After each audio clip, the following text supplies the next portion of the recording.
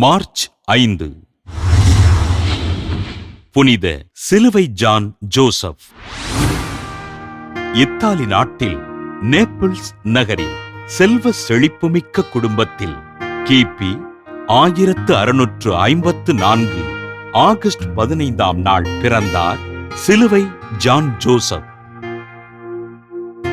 ஆண்டவர் இயேசுவிடமும் புனித மரியன்னையிடமும் பக்தியோடு இருந்த இவர் தன் வாழ்வினை இறைவனுக்காக அர்ப்பணிக்க விரும்பி 16வது வயதில் புனித பிரான்சிஸ்கன் துறவற சபையினில் சேர்ந்தார்.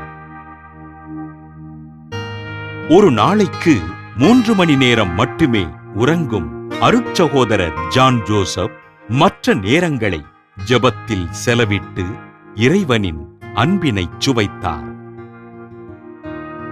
புனித பிரான்சிஸ் அசிசியாரைப் போல் குருத்துவ அருட்பொழிவு பெறாமல் துறவியாக வாழ்ந்த இவர் தன் சபையின் மூத்த குருக்களின் அறிவுரைகளை தாழ்ச்சியோடு ஏற்றுக்கொண்டு குருவானார்.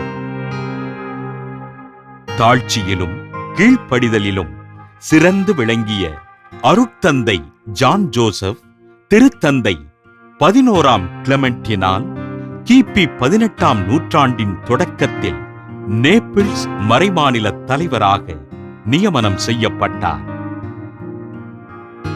ஆழமான மறையுரை கருத்துக்களினால் மக்களின் மனதில் இடம் பிடித்த இவர் நோயாளிகளை குணப்படுத்தும் வரம் பெற்று இருந்ததால் பல்வேறு பகுதி மக்கள் இவரின் தொடுதலை பெற்று நோய் நீங்க பெற்றனர். ஒப்புரவு அருட்சாதனம் வழங்குவதில் ஆர்வம் கொண்ட அருட்தந்தை ஜான் ஜோசப் தன் உடல் நலிவுற்றிருந்த போதும் கூட ஒப்புரவு அருட்சாதனத்துக்காக நேரம் செலவிட்டு மக்களுக்கு பாவ மன்னிப்பு அளித்து ஆறுதல் கூறினார்.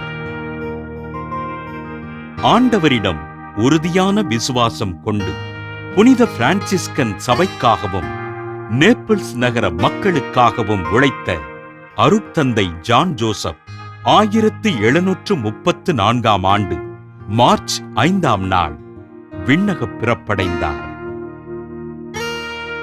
அருட்தந்தை ஜான் ஜோசப்பின் கல்லறையில் ஜெபித்தவர்களுக்கு புதுமைகள் நடைபெற 1839ஆம் ஆண்டு மே 29ஆம் நாள் திருத்தந்தை 14ஆம் கிரகோரி இவரை புனிதராக உயர்த்தினார்.